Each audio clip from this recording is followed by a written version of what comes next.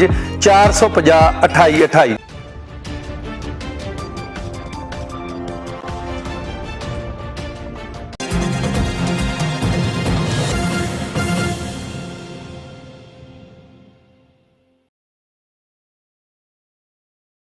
सत श्री अकाल। हमदर्द टीवी देख रहे सारे दर्शकों का स्वागत है प्रोग्राम कैनेडा के कानून दे विच। मैं हाँ गुरजीत कौर लैके हाज़र हाँ जी तुहाडा अपना प्रोग्राम, जिस दे विच असीं अक्सर ही तुहानूं कैनेडा के कानूनों के नाल जाणू करवाउने हुन्ने आ। इस प्रोग्राम दे विच नवे-नवे विषय लैके आउने हुन्ने आ जिस दे नाल तुसीं जागरूक हुन्ने रहंदे हो। ते अज असीं इस प्रोग्राम दे विच गल करन जा रहे हैं जो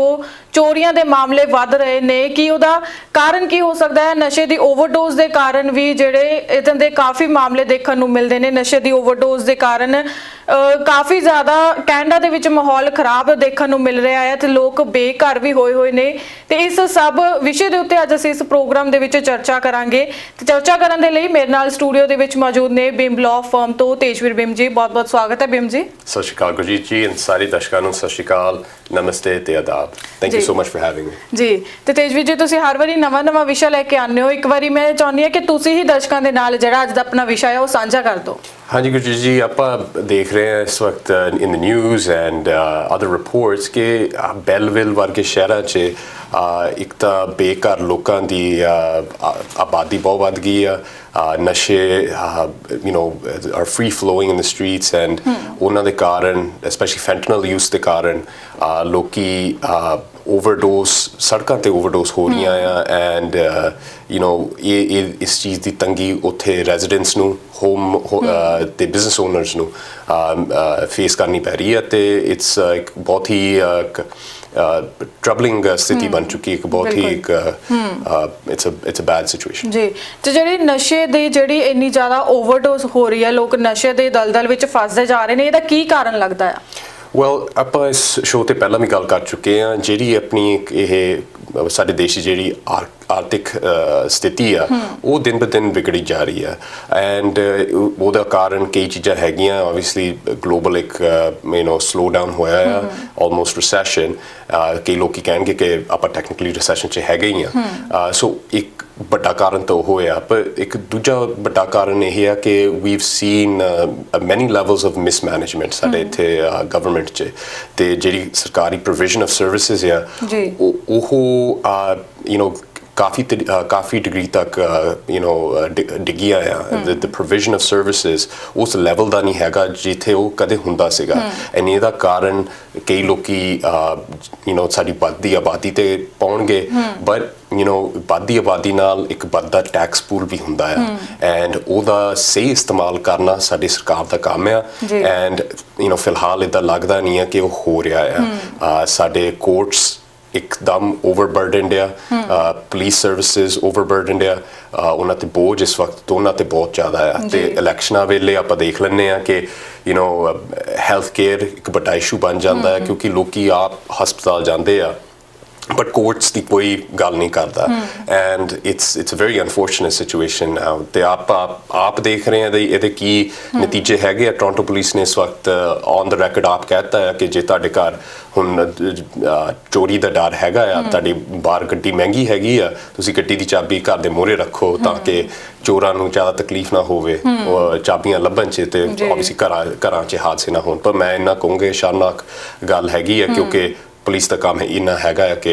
साडे लोकां दी सुरक्षा तो उन्हां दी नंबर 1 प्रायोरिटी होनी चाहिए। ਜਿਹੜੇ ਲੋਕ ਨਸ਼ਾ ਕਰਦੇ ਨੇ ਉਹਨਾਂ ਦਾ ਜਿਹੜਾ ਭੁਗਤਾਨ ਹੈ ਉਹ ਜਿਹੜੇ ਆਮ ਲੋਕ ਨੇ ਜੋ ਸਹੀ ਨੇ ਉਹਨਾਂ ਨੂੰ ਕਰਨਾ ਪੈਂਦਾ ਆ, ਕਿਉਂਕਿ ਉਹਨਾਂ ਦੇ ਕਾਰ ਚੋਰੀ ਦੇ ਮਾਮਲੇ ਜਿਹੜੇ ਨੇ ਅੱਜ ਕੱਲ ਕਾਫੀ ਜ਼ਿਆਦਾ ਵੱਧ ਰਹੇ ਨੇ ਤੇ ਉਹ ਜਿਹੜੇ ਲੋਕ ਸਹੀ ਨੇ ਉਹਨਾਂ ਨੂੰ ਹੀ ਨੁਕਸਾਨ ਹੋ ਰਿਹਾ ਹੈ ਅੱਜ ਕੱਲ। Yeah, that's the thing Gurjeet ji. Now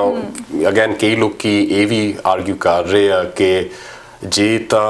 हुण सरकार साडी सही तरह हिफाजत नहीं कर सकती, पुलिस साडी सही तरह हिफाजत नहीं कर सकती, तो सानू साडी हिफाजत अपने आप करनी पऊगी। पर अगैन वो भी ऑप्शन इत्थे साडे देश च नहीं हैगा इस वक्त। आप इस शो ते पहला भी गल कर चुके हैं, जे तक कोई बंदा अपने सैल्फ डिफेंस च ਕੋਈ ਕਦਮ ਚੱਕਦਾ ਆ ਲੈਟਸ ਸੇ ਤੁਹਾਡੇ ਘਰ ਕੋਈ ਡਾਕਾ ਪਿਆ ਆ ਕੋਈ ਆ ਗਿਆ ਆ ਨਾ ਤੁਸੀਂ ਆਪਣੇ ਸੈਲਫ ਡਿਫੈਂਸ 'ਚ ਕੋਈ ਕਦਮ ਚੱਕਿਆ ਤੇ ਉਸ ਬੰਦੇ ਜਾਂ ਔਰਤ ਨੂੰ ਕੋਈ ਸੱਟ ਲੱਗ ਗਈ ਕੁਝ ਹੋ ਗਿਆ ਤੇ ਤੁਹਾਡੇ ਤੇ ਹੀ ਮੁਕੱਦਮਾ ਚੱਲ ਸਕਦਾ ਹੈ ਨਾ ਲੋਕੀ ਮੰਨਦੇ ਆ ਕਿ ਉਹ ਸੈਲਫ ਡਿਫੈਂਸ 'ਚ ਕੋਈ ਕਦਮ ਚੱਕ ਸਕਦੇ ਆ ਪਰ ਸੈਲਫ ਡਿਫੈਂਸ ਕੋਈ ਆਟੋਮੈਟਿਕ ਹੱਕ ਨਹੀਂ ਹੈਗਾ ਤੁਹਾਡਾ ਸੈਲਫ ਡਿਫੈਂਸ ਤੁਹਾਨੂੰ ਸਾਬਿਤ ਕਰਨੀ ਪੈਂਦੀ ਆ ਕੋਰਟ ਜਾ ਕੇ ਜਦੋਂ ਤੁਹਾਡੇ ਚਾਰਜ ਲੱਗ ਗਏ ਆ ਐਂਡ ਉਹ ਵੀ ਫਿਰ ਤੁਹਾਡੇ ਤੇ 10-20,000 ਦਾ ਖਰਚਾ ਕਰਕੇ ਫਿਰ ਸੋ that's a very difficult route to take so ਉਹ automatic ਹੱਕ ਸਾਡੇ ਕੋਲ ਨਹੀਂ ਹੈਗਾ ਹੁਣ ਕਿੱਥੇ ਹੈਗਾ ਆ ਉਹ automatic ਹੱਕ ਕਈ jurisdictions for example US 'ਚ ਹੈਗਾ ਆ ਇਹਨੂੰ ਆਪਾਂ stand your ground law ਕਹਿੰਦੇ ਆ ਇਹ ਹੱਕ ਦੇ ਮੁਤਾਬਕ ਜਿੱਥੇ ਹੁੰਦਾ ਆ ਉਹ ਨਾਗਰਿਕ ਕੋਲ ਇੰਨਾ ਹੱਕ ਹੁੰਦਾ ਹੈ ਕਿ ਜੇ ਉਹਨਾਂ ਦੇ ਘਰ ਕੋਈ ਬੜੇ uninvited obviously trespassing ਕੋਈ ਡਾਕਾ ਡਾਲਣ ਜਾਂ ਕੁਛ ਇੱਦਾਂ somebody for theft ਕੋਈ ਵੜ ਗਿਆ ਆ ਤੁਸੀਂ ਉਹਨਾਂ ਨੂੰ ਬੇਸ਼ੱਕ ਗੋਲੀ ਮਾਰ ਸਕਦੇ ਹੋ ਸੋ ਅਗੇਨ ਇਹਦੇ ਨਾਲ ਐਟਲੀਸਟ ਲੋਕਾਂ ਉਹ ਕ੍ਰਿਮੀਨਲਸ 'ਚ ਇੰਨਾ ਡਰ ਤਾਂ ਪੈ ਜਾਂਦਾ ਹੈ ਕਿ ਲੋਕੀ ਜੇ ਆਪਾਂ ਉਹਨਾਂ ਦੇ ਘਰ ਡਾਕਾ ਮਾਰਾਂਗੇ ਕੁਝ ਕਰਾਂਗੇ ਸਾਨੂੰ ਕੁਝ ਹੋ ਸਕਦਾ ਹੈ we could be hurt in return and ਕਈ ਸਿਚੁਏਸ਼ਨ 'ਚ ਇੰਨੀ ਹੀ ਡਿਟਰੈਂਸ ਬਹੁਤ ਹੁੰਦੀ ਆ ਕਿਉਂਕਿ ਜਿਹੜੇ ਇਹ ਛੋਟੇ ਲੈਵਲ ਦੇ ਕ੍ਰਿਮੀਨਲ ਹੁੰਦੇ ਆ they are not looking to kill somebody ਇਹ ਕੋਈ ਕਿਸੇ ਦੀ ਜਾਨ ਲੈਣ ਨੂੰ ਨਹੀਂ ਆਏ ਹੁੰਦੇ ਗੱਡੀ ਲੈਣ ਆਏ ਹੁੰਦੇ ਆ so that's really it but again ਇਹ ਹੱਕ ਇੱਥੇ ਨਹੀਂ ਹੈਗਾ ਕਿਉਂਕਿ ਪਰ ਕੀ ਤੁਹਾਨੂੰ ਲੱਗਦਾ ਕਿ ਮਿਲਣਾ ਚਾਹੀਦਾ ਕੈਨੇਡੀਅਨਸ ਨੂੰ ਵੀ ਇਹ ਹੱਕ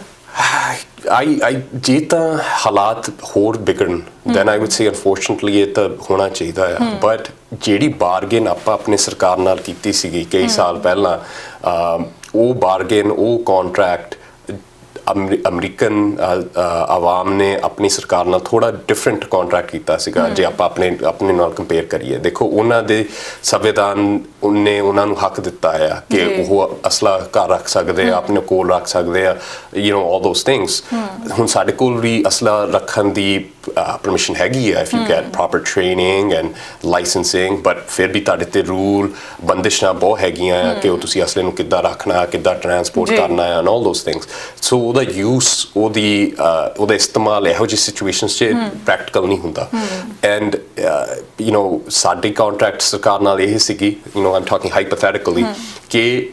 ਸਰਕਾਰ ਸਾਡੀ ਸੁਰੱਖਿਆ ਦੀ ਜ਼ਿੰਮੇਵਾਰੀ ਲਊਗੀ ਤੇ ਸਾਨੂੰ ਇਹੋ ਜਿਹਾ ਦੇਸ਼ ਜੋ ਦਊਗੀ ਜਿਸ 'ਚ ਸਾਨੂੰ ਅਸਲੇ ਪ੍ਰਾਈਵੇਟ ਸਿਟੀਜ਼ਨਸ ਨੂੰ ਅਸਲੇ ਰੱਖਣ ਦੀ ਲੋੜ ਨਹੀਂ ਪਊਗੀ ਇਹ ਸੀਗਾ ਸਾਡਾ ਕੰਟਰੈਕਟ ਐਂਡ ਆਬਵੀਅਸਲੀ US 'ਚ ਡਿਫਰੈਂਟ ਸੀਗਾ but it looks like ਸਰਕਾਰ ਆਪਣੇ ਵੱਲੋਂ ਉਹ ਕੰਟਰੈਕਟ ਨਹੀਂ ਨਿਭਾ ਰਹੀ ਰਾਈਟ ਸੋ ਅਨਫੋਰਚੂਨੇਟਲੀ ਜਾਂ ਤਾਂ ਆਪਾਂ ਆਪਣੇ ਆਰਥਿਕ ਸਥਿਤੀ ਇੰਪਰੂਵ ਕਰੀਏ ਜਿੱਥੇ we don't have these problems ਦੇਖੋ ਜਿਹੜੇ ਲੋਕ ਇੱਥੇ 20-30 ਸਾਲਾਂ ਤੋਂ ਰਹਿ ਰਹੇ ਆ ਆਪਾਂ ਇੱਥੇ ਜੰਮੇ ਪਲੇ ਆ we remember a time ਜਦੋਂ ਇੱਥੇ ਕੋਈ ਭੀਖ ਨਹੀਂ ਮੰਗਦਾ ਸੀਗਾ there was nobody begging ਕੋਈ ਮੰਗਤਾ ਤੁਹਾਨੂੰ ਸੜਕ ਤੇ ਨਹੀਂ ਦਿਸਦਾ ਸੀਗਾ ਸਿਰਫ ਮੇਬੀ ਜਦੋਂ ਤੁਸੀਂ ਟੋਰਾਂਟੋ ਜਾਂਦੇ ਸੀਗੇ ਵੱਡੇ ਸ਼ਹਿਰਾਂ ਜਾਂਦੇ ਸੀਗੇ ਉੱਥੇ ਤੁਹਾਨੂੰ ਸ਼ਾਇਦ ਕੋਈ ਨਾ ਕੋਈ ਮਿਲ ਜਾਂਦਾ ਸੀਗਾ ਪਰ ਬਰੈਂਪਟਨ 'ਚ ਮਿਸਿਸਾਗਾ ਇਹ ਚੀਜ਼ਾਂ ਨਹੀਂ ਦਿਸਦੀਆਂ ਸੀਗੀਆਂ ਸੋ ਇਹ ਕਦ ਬਦਲ ਗਿਆ ਰਾਤ ਓਵਰਨਾਈਟ ਪਤਾ ਹੀ ਨਹੀਂ ਚੱਲਿਆ ਐਂਡ ਇਟਸ ਰੀਲੀ ਬੈਡ ਸੋ ਜਾਂ ਤਾਂ ਆਪਾਂ ਆਪਣੀ ਆਰਥਿਕ ਸਥਿਤੀ ਉਹਨੂੰ ਇੰਪਰੂਵ ਕਰੀਏ ਜਾਂ ਆਪਾਂ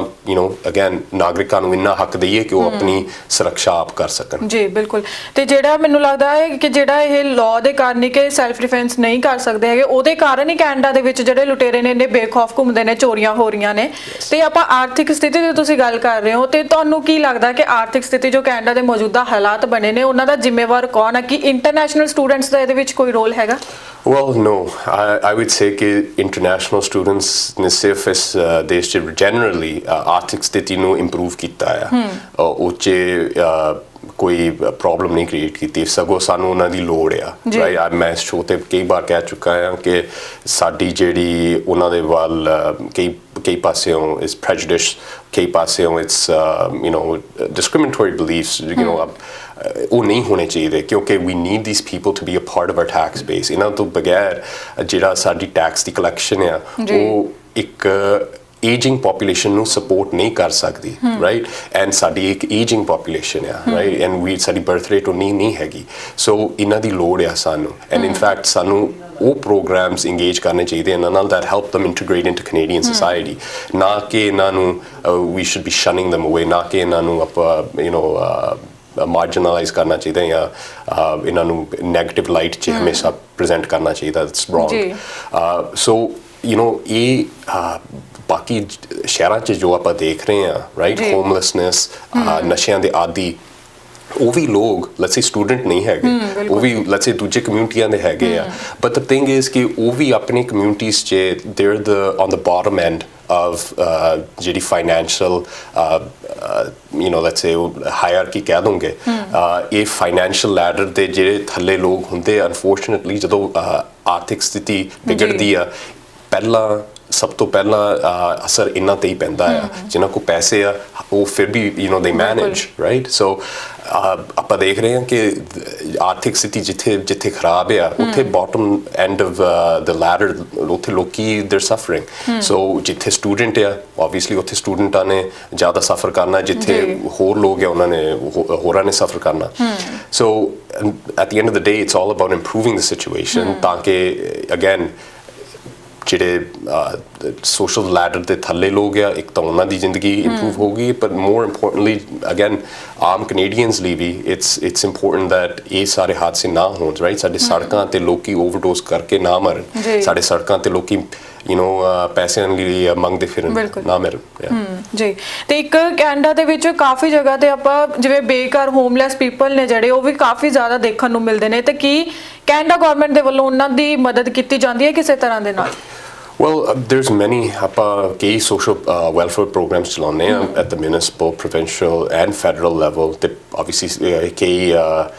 private organizations ਹੈਗੀਆਂ ਆ ਜਿਹੜੀਆਂ ਇੱਥੇ ਮਦਦ ਕਰਦੀਆਂ ਆ. However, again, ਜਿਹੜੀ ਆਪਾਂ ਸਿਚੁਏਸ਼ਨ ਦੇਖ ਰਹੇ ਆ, ਜਿਸ ਰੇਟ ਤੇ ਵੱਧ ਰਹੀ ਆ, it doesn't look like ਕੋਈ ਵੀ ਗਵਰਨਮੈਂਟ ਪ੍ਰੋਗਰਾਮ ਇਸ ਚੀਜ਼ ਨੂੰ ਸੋਲਵ ਕਰ ਸਕਦਾ ਹੈ, ਰਾਈਟ?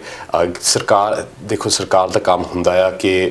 ਲੋਕਾਂ ਨੂੰ ਉਹਨਾਂ ਦੇ ਕੰਮ 'ਚ ਫੈਸਿਲਿਟੇਟ ਕਰਨਾ, ਜੇ ਬਿਜ਼ਨਸ ਆ ਬਿਜ਼ਨਸ ਨੂੰ ਫੈਸਿਲਿਟੇਟ ਕਰਨਾ, ਲੋਕਾਂ ਨੂੰ at a normal level facilitate ਕਰਨਾ, ਸਰਕਾਰੀ ਪ੍ਰੋਵੀਜ਼ਨਸ ਦੇਣੀਆਂ, education, health care and all that. But ਜਿਹੜੀ ਆਰਥਿਕ ਸਥਿਤੀ ਆ ਸਾਡੇ ਦੇਸ਼ ਦੀ,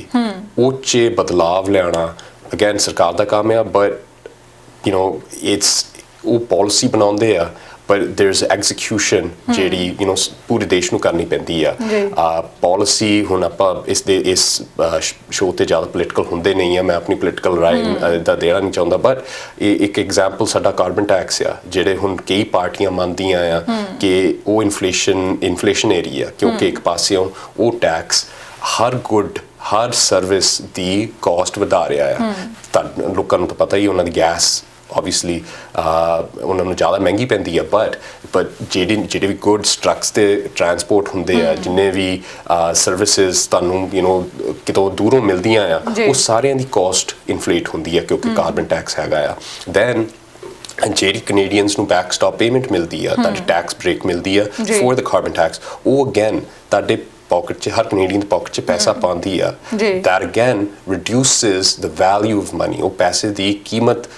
ਘਟਾਉਂਦਾ ਆ ਕਿਉਂਕਿ ਹੋਰ ਪੈਸਾ ਹੁਣ ਆ ਗਿਆ ਸਿਸਟਮ ਦੇ ਵਿੱਚ. ਇੱਕ ਪਾਸਿਓਂ ਆਪਾਂ ਹਰ ਗੁੱਡ, ਹਰ ਸਰਵਿਸ ਦੀ ਵੈਲਿਊ ਇਨਫਲੇਟ ਕਰ ਰਹੇ ਹਾਂ, ਦੂਜੇ ਪਾਸੇ ਆਪਾਂ ਪੈਸੇ ਦੀ ਵੈਲਿਊ ਘਟਾ ਰਹੇ ਹਾਂ. So this is a double inflationary mechanism, ਜਿਹੜੇ ਹੁਣ ਕਈ ਪਾਰਟੀਜ਼ ਜਾਂ ਕਈ ਇਕੋਨੋਮਿਸਟ ਮੰਨਦੇ ਆ ਕਿ ਸ਼ਾਇਦ ਗਲਤ ਆ. ਇੱਕ ਹੋਰ ਆਪਸ਼ਨ ਹੈਗੀ ਆ ਸਰਕਾਰ ਦੇ ਵੱਲੋਂ ਕਿ we can possibly ਆਪਣੇ ਜਿਹੜੇ resources ਆ, for example Alberta ਦੇ ਵਿੱਚ ਜਿਹੜੇ oil reserves ਆ, ਉਹਨਾਂ ਦੀ proper ਤੇ adequate sale ਕਰਨੀ to the world, ਕਿਉਂਕਿ ਇਸ ਵਕਤ ਆਪਾਂ ਸਿਰਫ United States ਨੂੰ ਵੇਚਦੇ ਹਾਂ generally. So ਜਿੱਥੇ ਇੱਕ ਚੀਜ਼ ਦੇ ਸਾਡੇ ਕੋਲ ਇੱਕ ਗਾਹਕ ਆ, ਜਿੱਥੇ ਪੂਰੀ ਦੁਨੀਆ 'ਚ ਸਾਡੇ ਕੋਲ 10, 20, 30 ਹੋ ਸਕਦੇ ਆ, obviously ਸਾਡੇ ਕੋਲ 30, 40 ਹੋਣੇ ਚਾਹੀਦੇ ਆ, ਕਿਉਂਕਿ ਫਿਰ ਆਪਾਂ ਆਪਣੀ ਚੀਜ਼ ਦਾ ਕਰੈਕਟ ਮੁੱਲ ਲੈ ਸਕਦੇ ਹਾਂ ਆਪਣੀ ਰਿਸੋਰਸ ਵੇਚਣ ਦਾ ਉਹ ਜੇ ਸਿਰਫ ਇੱਕ ਗਾਹਕ ਆ ਉਹਨੇ ਆਪਣੀ ਮਰਜ਼ੀ ਦਾ ਮੁੱਲ ਸਾਨੂੰ ਦੇਣਾ ਸੋ there's many mechanisms that we have to change but obviously ਆਪਾਂ ਪੋਲਿਟਿਕਸ ਤੇ ਕਰਕੇ ਨਹੀਂ ਕਰਦੇ ਰਾਈਟ ਸਾਡੀ ਕਈ ਪਾਰਟੀਆਂ ਉਹਨਾਂ ਦੇ ਕੁਝ ਪ੍ਰਾਇੋਰਟੀਜ਼ ਆ ਐਂਡ ਕੈਨੇਡੀਅਨਸ ਉਹਦੇ ਕਰਕੇ ਕਈ ਨਤੀਜੇ ਦੇਖਦੇ ਆ ਜੀ ਬਿਲਕੁਲ ਤੇ ਦੇਵੀ ਜੀ ਜੇ ਹੁਣ ਕ੍ਰਾਈਮ ਦੀ ਗੱਲ ਕੀਤੀ ਜਾਵੇ ਤਾਂ ਕੈਨੇਡਾ ਦੇ ਕਿਹੜੇ ਪ੍ਰੋਵਿੰਸ ਦੇ ਵਿੱਚ ਸਭ ਤੋਂ ਵੱਧ ਕ੍ਰਾਈਮ ਰੇਟ ਆ Well, it's most likely in Saskatchewan. But ਦੇਖੋ crime ਜਿਹੜਾ ਹੁੰਦਾ ਆ the rate is based on the population, right? For most of our history, it's been in Regina, Saskatchewan. ਕਿਉਂਕਿ ਉੱਥੇ ਜਿਹੜੇ native populations ਆ ਉਹਨਾਂ ਦੇ you know historically they've suffered from high crime rates. Again, ਉੱਥੇ ਵੀ addiction ਇੱਕ ਬਹੁਤ ਵੱਡੀ problem ਆ ਉੱਥੇ ਵੀ ਬੇਘਰ ਹੋਣਾ ਇੱਕ ਬਹੁਤ ਵੱਡੀ problem ਆ so that is why I say ਕਿ ਇਹ ਜਿਹੜੇ patterns ਆ ਇਹ ਆਪਾਂ ਦੇਖ ਚੁੱਕੇ ਹਾਂ ਕੈਨੇਡਾ ਚ ਦੇ ਹੋਰ ਕੋਨਿਆਂ ਚ ਐਂਡ ਵੀ ਡੋਂਟ ਵਾਂਟ ਕਿ ਇਹ ਰਿਪੀਟ ਹੋਈ ਜਾਣ ਸਪੈਸ਼ਲੀ ਹੁਣ ਇੱਥੇ ਓਨਟਾਰੀਓ ਚ ਜਿੱਥੇ ਸਾਡੀ ਪੋਪੂਲੇਸ਼ਨ ਬਹੁਤ ਜ਼ਿਆਦਾ ਹੈ ਤੇ ਸਾਡੀ ਕਮਿਊਨਿਟੀ ਦੀ ਪੋਪੂਲੇਸ਼ਨ ਬਹੁਤ ਜ਼ਿਆਦਾ ਹੈ ਰਾਈਟ ਤੇ ਸਾਡੀ ਕਮਿਊਨਿਟੀ ਅਗੇਨ ਜੇ ਸਾਊਥ ਏਸ਼ੀਅਨ ਜਾਂ ਹੋਰ ਦੁਨੀਆ ਦੇ ਕਈ ਕੋਨਿਆਂ ਤੋਂ ਆਈ ਆ ਇੱਥੇ ਇੱਕ ਬਿਹਤਰ ਜ਼ਿੰਦਗੀ ਲਈ ਆਈ ਆ ਇਹ ਇੱਥੇ ਆਪਾਂ ਉਹੀ ਨਹੀਂ ਜ਼ਿੰਦਗੀ you know we don't want to see ਜਿਹੜੀ ਆਪਾਂ ਕਿਤੇ ਯੂ نو ਛੱਡ ਕੇ ਆਏ ਸੀਗੇ right we don't want the same things running again and again that's on us though ਉਹ ਸਾਡੀ ਜ਼ਿੰਮੇਵਾਰੀ ਆ ਕਿ ਆਪਾਂ ਆਪਣੇ ਜਿਹੜੇ ਇਲੈਕਟਿਡ ਅਫੀਸ਼ੀਅਲਸ ਆ ਉਹਨਾਂ ਨੂੰ ਜ਼ਿੰਮੇਵਾਰ ਰੱਖੀਏ ਇਸ ਚੀਜ਼ਾਂ ਦੀ and not only election time ਤੇ ਇਹ ਪੁੱਛੀਏ ਕਿ ਹਾਂ ਹਸਪਤਾਲ 'ਚ ਕਿੰਨੇ ਬੈੱਡ ਆ ਬਟ ਰੈਗੂਲਰਲੀ ਪੁੱਛੀਏ ਕਿ ਠੀਕ ਆ ਯੂ نو ਕੋਰਟਸ 'ਚ funding are we adequate there? Is there enough leisure in our cities? Is there enough you know provision of other government services? So all these questions have to be asked all the time. ਇਹ ਨਹੀਂ ਹੈ ਕਿ ਸਿਰਫ ਆਪਾਂ election ਵੇਲੇ ਹੀ ਪੁੱਛੀਏ and the other big thing is ਕਿ ਸਾਡੇ ਇੱਥੇ ਕਮਿਊਨਿਟੀ 'ਚ ਬਰੈਂਪਟਨ ਮਿਸਿਸਾਗਾ because ਸਾਡੀ ਇੰਨੀ ਆਬਾਦੀ 'ਚੋਂ ਬਹੁਤ ਸਾਰੇ ਲੋਕ ਹੈਗੇ ਜਿਹੜੇ ਨਾਗਰਿਕ ਨਹੀਂ ਆ ਉਹਨਾਂ ਕੋਲ ਵੋਟਿੰਗ ਐਬਿਲਿਟੀ ਨਹੀਂ ਆ ਇਸ ਚੀਜ਼ ਦਾ ਫਾਇਦਾ ਸਾਡੇ ਕਈ ਪਾਸਿਓਂ ਪਾਰਟੀਆਂ ਚੱਕਦੀਆਂ ਆ and that's why it's even more important ਕਿ ਇੱਥੇ ਸਾਡੇ ਨਾਗਰਿਕ ਹੋਰ ਆਪਣੀ ਆਵਾਜ਼ ਚੱਕਣ ਤਾਂ ਕਿ ਅਗੇਨ ਉਹ ਪੋਲੀਟੀਸ਼ੀਅਨਸ ਨੂੰ ਇਹ ਨਾ ਲੱਗੇ ਕਿ ਕਿਉਂਕਿ ਸਾਡੀ ਇੱਥੇ ਇਮੀਗ੍ਰੈਂਟ ਪੋਪੂਲੇਸ਼ਨ ਆ ਤੇ ਅਸੀਂ ਇੱਥੇ ਲੋਕਾਂ ਨੂੰ ਭੁੱਲ ਸਕਦੇ ਹਾਂ ਬਿਲਕੁਲ ਤੇ ਤੇਜਵੀਰ ਜੀ ਹੁਣ ਇਹ ਪੁੱਛਣਾ ਚਾਹੂੰਗੀ ਕਿ ਪੁਲਿਸ ਦੇ ਵੱਲੋਂ ਇਹਨਾਂ ਮਾਮਲਿਆਂ ਦੇ ਵਿੱਚ ਕੋਈ ਕਾਰਵਾਈ ਕਿਉਂ ਨਹੀਂ ਕੀਤੀ ਜਾਂਦੀ ਕਿ ਕੋਈ ਅਜਿਹੀ ਤਾਕਤ ਹੈ ਇਹਦੇ ਪਿੱਛੇ ਕਿ ਪੁਲਿਸ ਚਾਹੁੰਦੇ ਹੋਏ ਵੀ ਕੋਈ ਕਾਰਵਾਈ ਨਹੀਂ ਕਰ ਪਾਉਂਦੀ ਦੇਖੋ ਪੁਲਿਸ ਦੇ ਵੀ ਹੱਥ ਬੰਨੇ ਹੋਏ ਆ ਜੇ ਤੁਸੀਂ ਕਿਸੇ ਵੀ ਆਮ ਪੁਲਿਸ ਵਾਲੇ ਨਾਲ ਗੱਲ ਕਰੋ ਤੇ ਉਹ ਤੁਹਾਨੂੰ ਦੱਸਣਗੇ ਕਿ ਦੇਖੋ ਆਪਾਂ ਲੈਟਸ ਸੇ ਕੋਈ ਨਸ਼ਿਆਂ ਦਾ ਆਦੀ ਰਾਈਟ ਸੜਕਾਂ ਤੇ ਉਹਨਾਂ ਨੂੰ ਮਿਲਦਾ ਆ ਉਹ ਉਸੇ ਬੰਦੇ ਨੂੰ ਕਈ ਵਾਰੀ 10-20 ਵਾਰੀ ਅਰੈਸਟ ਕਰਦੇ ਆ ਰਾਈਟ ਨੂੰ ਕੋਰਟ 'ਚ ਪੇਸ਼ ਕਰਦੇ ਆ ਬਟ ਅਗੇਨ ਮੈਂ ਇਸ ਸ਼ੋਅ ਤੇ ਪਹਿਲਾਂ ਵੀ ਗੱਲ ਕਰ ਚੁੱਕਾ ਜਿਹੜੀ ਸਾਡੀ ਬੇਲ ਦੀ ਸਿਚੁਏਸ਼ਨ ਹੈ ਬੇਲ ਦਾ ਜਿਹੜਾ ਫਰੇਮਵਰਕ ਆ ਉਹ ਹਰ ਬੰਦੇ ਨੂੰ ਬੇਲ ਗ੍ਰੈਂਟ ਕਰਦਾ ਆ ਕਿਉਂਕਿ ਸਾਡੀ ਅਗੇਨ ਸੰਵਿਧਾਨ ਦਾ ਇਹ ਮੰਨਣਾ ਆ ਕੋਰਟਸ ਦਾ ਇਹ ਮੰਨਣਾ ਆ ਕਿ ਜੇ ਤਾਂ ਆਪਾਂ ਕਿਸੇ ਨੂੰ ਜੇਲ੍ਹ 'ਚ ਰੱਖਿਆ ਪ੍ਰਿਜ਼ਨ 'ਚ ਰੱਖਿਆ ਆ ਦੈਨ ਇਹ ਜ਼ਰੂਰੀ ਆ ਕਿ ਆਪਾਂ ਸਾਬਿਤ ਕੀਤਾ ਹੋਵੇ ਕਿ ਇਸ ਬੰਦੇ ਨੇ ਕੋਈ ਗੁਨਾਹ ਕੀਤਾ ਹੈ ਰਾਈਟ ਜੇ ਆਪਾਂ ਬਿਨਾਂ ਗੁਨਾਹ ਸਾਬਿਤ ਕੀਤੇ ਇਹੋ ਜਿਹੇ ਬੰਦੇ ਨੂੰ ਰੱਖਿਆ ਹੈ ਅੰਦਰ ਦੈਨ ਸਿਰਫ ਆਪਾਂ ਕੁਝ ਸਿਲੈਕਟ ਰੀਜ਼ਨਸ ਲਈ ਉਹਨੂੰ ਰੱਖ ਸਕਦੇ ਹਾਂ ਉਹ ਸਿਲੈਕਟ ਰੀਜ਼ਨਸ ਕੀ ਆ ਉਹ ਸਿਲੈਕਟ ਰੀਜ਼ਨਸ ਇਹ ਆ ਕਿ ਹਾਂ ਉਹ ਬੰਦਾ ਜਾਂ ਤਾਂ ਸਮਾਜ ਨੂੰ ਇੱਕ ਥ੍ਰੈਟ ਆ ਜਾਂ ਤਾਂ ਉਹ ਬੰਦੇ ਨੇ ਭੱਜ ਜਾਣਾ ਆਪਣੇ ਟ੍ਰਾਇਲ ਤੇ ਨਹੀਂ ਆਉਣਾ So those are the type of reasons. Then ਫਿਰ ਆਪਾਂ ਬੰਦੇ ਨੂੰ ਜਾਂ ਔਰਤ ਨੂੰ ਕੈਦ ਰੱਖਦੇ ਹਾਂ ਇਹ ਕਹਿੰਦੇ ਹੋਏ ਕਿ ਲੋਕ ਇਹ ਬੰਦਾ ਜਾਂ ਇਹ ਔਰਤ ਸਮਾਜ ਨੂੰ ਇੱਕ ਥ੍ਰੈਟ ਆ ਜਾਂ ਇਹਨਾਂ ਨੇ ਟ੍ਰਾਇਲ ਤੇ ਨਹੀਂ ਆਉਣਾ ਤਾਂ ਇਹਨਾਂ ਨੂੰ ਇੱਥੇ ਰੱਖਣਾ ਜ਼ਰੂਰੀ ਆ ਤਾਂ ਕਿ ਟ੍ਰਾਇਲ ਤੇ ਹੋਣ ਮੌਜੂਦ ਹੋਣ again it's problematic at the practical level ਕਿਉਂਕਿ ਜਿਹੜੇ ਆਪਣੇ ਲੋਕ ਜਿਹੜੇ ਇਹ ਲੋਕ ਨਸ਼ਿਆਂ ਦੇ ਆਦੀ ਤੇ ਬੇਘਰ ਹੋਏ ਆ ਉਹ ਕੋਰਟ ਸਿਸਟਮ 'ਚ ਪਹੁੰਚਦੇ ਉਹਨਾਂ ਨੂੰ ਬੇਲ ਮਿਲਦੀ ਆ ਉਹਨਾਂ ਨੇ ਸ਼ਾਇਦ ਅਗਲੀ ਡੇਟ ਤੇ ਆਉਣਾ ਨਹੀਂ ਆਉਣਾ ਪਰ ਉਹਨਾਂ ਨੇ ਬਾਹਰ ਸੜਕ ਤੇ ਤਾਂ ਜ਼ਰੂਰ ਹੋਣਾ right and they're going to be back to their regular life and ਜੇ ਤਾਂ ਕਿਸੇ ਸ਼ਾਪ ਓਨਰ ਦੇ ਸ਼ਾਪ ਦੇ ਬਾਹਰ ਉਹ ਬੈਠੇ ਆ obviously ਸ਼ਾਪ ਓਨਰ ਲਈ ਬਹੁਤ ਵੱਡੀ ਮੁਸੀਬਤ ਆ ਜੇ ਤਾਂ ਉਹ ਅੰਦਰ ਵੜ ਰਹੇ ਉਹ ਤਾਂ ਹੋਰ ਵੀ ਵੱਡੀ ਮੁਸੀਬਤ ਆ ਕਿਸੇ ਘਰ you know they're ਆਪਣਾ ਬਾਹਰ ਟੈਂਟ ਬਣਾਇਆ ਆ that's a big problem for them so ਹਰ ਪਾਸਿਓਂ there's a situation being created so again ਹੁਣ ਸਾਡੇ it's possible that ਅਗਲੀ ਇਲੈਕਸ਼ਨ 'ਚ ਫੈਡਰਲ ਲੈਵਲ ਤੇ ਸਾਡੀ ਸਰਕਾਰ ਬਦਲੇ and it seems like the conservatives want to change ਆਪਣੇ Bollywood ਸਾਹਿਬ ਕਹਿੰਦੇ ਆ ਕਿ he wants to bring changes to the bail system now again ਉਹ ਲਿਆ ਤਾਂ ਸਕਦੇ ਆ but ਕਿ ਉਹ ਚੀਜ਼ਾਂ ਸੰਵਿਧਾਨ ਦੇ ਨਾਲ ਉਹਦੇ ਨਾਲ ਕੰਪਲਾਇੰਸ 'ਚ ਹੋਣਗੀਆਂ ਕਿ ਨਹੀਂ ਹੋਣਗੀਆਂ, ਇਹ ਦੇਖਣ ਵਾਲੀ ਗੱਲ ਆ। ਕਿਉਂਕਿ ਅਗੇਨ ਉਹ ਬੇਲ ਰੂਲਸ ਜਦ ਸੁਪਰੀਮ ਕੋਰਟ ਤੱਕ ਪਹੁੰਚਣਗੀਆਂ ਕਿਸੇ ਕੇਸ ਦੇ ਵਿੱਚ, ਚੈਲੰਜ ਦੇ ਵਿੱਚ, ਇੱਕ ਸੁਪਰੀਮ ਕੋਰਟ ਫੈਸਲਾ ਦਊਗੀ ਕਿ ਕਿ ਉਹ ਜਾਇਜ਼ ਹੈਗੀ ਆ ਕਨਸਟੀਟਿਊਸ਼ਨ ਦੇ ਨਾਲ ਕਿ ਨਹੀਂ ਜਾਇਜ਼। ਬਟ ਅਗੇਨ ਲੋਕੀ ਇੱਥੇ ਵੀ ਕਈ ਵਾਰੀ ਸੈਟਿਸਫਾਈ ਨਹੀਂ ਹੁੰਦੇ, ਕਿਉਂਕਿ ਸੁਪਰੀਮ ਕੋਰਟ ਜਿਹੜਾ ਹੈਗਾ ਆ ਉਹ ਉੱਤੇ ਵੀ ਇਹ ਇਲਜ਼ਾਮ ਹੈਗਾ ਕਿ ਕਈ ਵਾਰੀ ਉਹ ਪ੍ਰੈਕਟੀਕਲ ਲੈਵਲ ਤੇ ਨਹੀਂ ਦੇਖਦੇ। ਉਹ ਪੜ੍ਹੇ ਲਿਖੇ ਵਕੀਲ ਹੁੰਦੇ ਆ, ਜੱਜ ਬਣੇ ਹੋਏ ਹੁੰਦੇ ਆ, ਦੈਟ ਸਟਰੀਟ ਲੈਵਲ ਤੇ ਉਹਨਾਂ ਨੇ ਹੁਣ ਉਹਨਾਂ ਦੀ ਸ਼ਾਇਦ ਉਹ ਰੈਲੇਵੈਂਸ ਜਾਂ ਉਹ ਇਨ ਟੱਚ ਨਹੀਂ ਹੈਗੇ ਉਸ ਲੈਵਲ ਤੇ। ਸੋ ਇਹ ਦੇਖਣ ਵਾਲੀ ਚੀਜ਼ ਹੈਗੀ ਆ ਉਹ ਸੀ ਜੀ। ਬਿਲਕੁਲ। ਤੇ ਜੇਕਰ ਡੋਮੈਸਟਿਕ ਵਾਇਲੈਂਸ ਦੀ ਗੱਲ ਕੀਤੀ ਜਾਵੇ ਤਾਂ ਜੇਕਰ ਇਦਾਂ ਦੇ ਕੋਈ ਮਾਮਲੇ ਆਉਂਦੇ ਆ ਤਾਂ ਉਹਦੇ ਵਿੱਚ ਪੁਲਿਸ ਵੱਲੋਂ ਕੋਈ ਕਾਰਵਾਈ ਕੀਤੀ ਜਾਂਦੀ ਹੈ? ਵੈਲ ਦੇਖੋ, these are the matters, ਕੁਝ ਜੀ ਤੁਸੀਂ ਸਹੀ ਗੱਲ ਛੇੜੀ ਹੈ, these are the matters that are occupying our courts। ਇਹੀ ਮਾਮਲੇ ਜ਼ਿਆਦਾਤਰ ਆਪਾਂ ਦੇਖ ਰਹੇ ਹਾਂ ਆਪਣੇ ਕੋਰਟਸ 'ਚ, ਸਪੈਸ਼ਲੀ ਇੱਥੇ ਬਰੈਂਪਟਨ ਮਿਸਿਸਾਗਾ। ਦੋ ਹੀ ਮਾਮਲੇ ਮੇਨਲੀ, ਇੱਕ ਤਾਂ ਡੋਮੈਸਟਿਕ ਵਾਇਲੈਂਸ ਰਿਲੇਟਡ ਅਸਾਲਟਸ ਤੇ ਇੱਕ ਪਾਸਿਓਂ drinking and driving, right. And ਜਿਹੜੀ ਸਾਡੀ ਤੁਸੀਂ ਕਿਸੇ ਵੀ ਪੁਲਿਸ ਵਾਲੇ ਨਾਲ ਗੱਲ ਕਰ ਲਓ, they would ideally not have to deal with these matters, right? ਉਹ ਆਈਡੀਅਲੀ ਉਹ ਇਹੋ ਜਿਹੇ ਲੋਕਾਂ ਦੇ ਪਿੱਛੇ ਨਹੀਂ ਭੱਜਣਾ ਚਾਹੁੰਦੇ, ਕਿਉਂਕਿ ਉਹ ਵੀ ਜਾਣਦੇ ਕਿ ਇਹ ਲੋਕ ਰੀਅਲ ਲਾਈਫ ਕ੍ਰਿਮੀਨਲਸ ਨਹੀਂ ਹੈਗੇ, ਰਾਈਟ। ਕੋਈ ਡਰਿੰਕਿੰਗ ਡਰਾਈਵਿੰਗ ਕਰਦਾ ਉਹ ਇੱਕ ਮਿਸਟੇਕ ਹੈ, ਉਹ ਗਲਤੀ ਆ, ਕਰਨੀ ਨਹੀਂ ਚਾਹੀਦੀ। ਬਟ ਅਗੇਨ ਇਹੋ ਜਿਹੇ ਲੋਕ ਵੀ ਵੁੱਡ ਹੋਪ ਕਿ ਸਾਡੇ ਸਿਸਟਮ 'ਚ ਨਾ ਹੋਣ, ਕਿਉਂਕਿ ਆਮ ਲੋਕ ਹੁੰਦੇ ਆ। And then on the other hand ਆਦਮੀ ਤੀਵੀਆਂ 'ਚ ਜਦੋਂ ਲੜਾਈ ਹੁੰਦੀ ਆ, ਅਗੇਨ ਪੁਲਿਸ ਵਾਲੇ they would much rather ਕਿ ਇਹੋ ਜਿਹੇ ਲੋਕ ਸਿਸਟਮ 'ਚ ਨਾ ਹੋਣ, ਰਾਈਟ। ਕਿਉਂਕਿ ਘਰ ਉਜੜਦੇ ਆ, ਫੈਮਲੀਆਂ ਵਿਖਰਦੀਆਂ, it's a bad situation and they don't want to be prosecuting normal folks ਜਿਹੜੇ ਕਰੀਅਰ ਕ੍ਰਿਮੀਨਲਸ ਨਹੀਂ ਹੈਗੇ। ਐਂਡ ਤੁਸੀਂ ਸਹੀ ਗੱਲ ਕੀਤੀ ਹੈ ਕਿ ਡੋਮੈਸਟਿਕ ਵਾਇਲੈਂਸ 'ਚ ਕੀ ਇਨਵੈਸਟੀਗੇਸ਼ਨ ਹੁੰਦੀ ਹੈ ਕਿ ਨਹੀਂ ਹੁੰਦੀ, ਐਂਡ ਦ ਰਿਐਲਿਟੀ ਇਜ਼ ਕਿ ਨਹੀਂ ਹੁੰਦੀ really। there is investigation after the charges are laid, but ਜਦ ਕੋਈ ਵੀ ਸਪਾਊਸ ਪੁਲਿਸ ਨੂੰ ਫੋਨ ਕਰਕੇ ਕੰਪਲੇਂਟ ਕਰ ਦਿੰਦਾ ਹੈ ਤੇ ਐਲੀਗੇਸ਼ਨ ਕਰ ਦਿੰਦਾ ਹੈ ਦੂਜੇ ਸਪਾਊਸ ਦੇ ਖਿਲਾਫ, ਪੁਲਿਸ ਦੀ ਸਟੈਂਡਰਡ ਪ੍ਰੋਟੋਕਾਲ ਇਹੀ ਹੈ ਪ੍ਰੋਵਿੰਸ ਵਾਈਡ ਕਿ ਚਾਰਜਸ ਉਸ ਵਿਅਕਤੀ ਤੇ ਉਹ ਲਾ ਦਿੰਦੇ ਆ ਜਿਹਦੇ ਖਿਲਾਫ ਐਲੀਗੇਸ਼ਨਸ ਹੈਗੀਆਂ ਆ। ਐਂਡ ਅਗੇਨ ਨੋਰਮਲ ਪ੍ਰੋਟੋਕਾਲ ਇਹੀ ਆ ਕਿ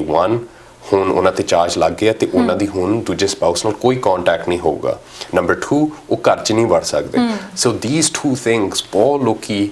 ਪੁਲਿਸ ਨੂੰ ਫੋਨ ਕਰਨ ਤੋਂ ਪਹਿਲਾਂ ਨਹੀਂ ਸੋਚਦੇ ਜਾਂ ਉਹਨਾਂ ਨੂੰ ਪਤਾ ਨਹੀਂ ਹੁੰਦਾ, ਜਾਣਕਾਰੀ ਨਹੀਂ ਹੁੰਦੀ, ਕਿਉਂਕਿ ਇਹ ਦੋ ਚੀਜ਼ਾਂ ਜਦੋਂ ਵਿੱਚ ਪੈ ਜਾਂਦੀਆਂ ਆ, ਹੁਣ ਤਾਂ ਤੁਹਾਡਾ ਕੋਈ ਕੰਟੈਕਟ ਨਹੀਂ ਹੈਗਾ ਤੁਹਾਡੇ ਸਪਾਊਸ ਨਾਲ ਜਦ ਤੱਕ ਚਾਰਜਸ ਰਿਜ਼ੋਲਵ ਨਹੀਂ ਹੋ ਜਾਂਦੇ। ਹੁਣ ਚਾਰਜਸ ਰਿਜ਼ੋਲਵ ਹੋਣ 'ਚ ਕਿੰਨਾ ਚਿਰ ਲੱਗਦਾ, that's dependent on so many factors, right? ਕਿ ਕੀ ਹੋਇਆ ਸੀਗਾ, ਉਹਨਾਂ ਦੇ ਖਿਲਾਫ ਕੀ ਐਵੀਡੈਂਸ ਹੈਗਾ ਪੁਲਿਸ ਕੋਲ, and also so many other things।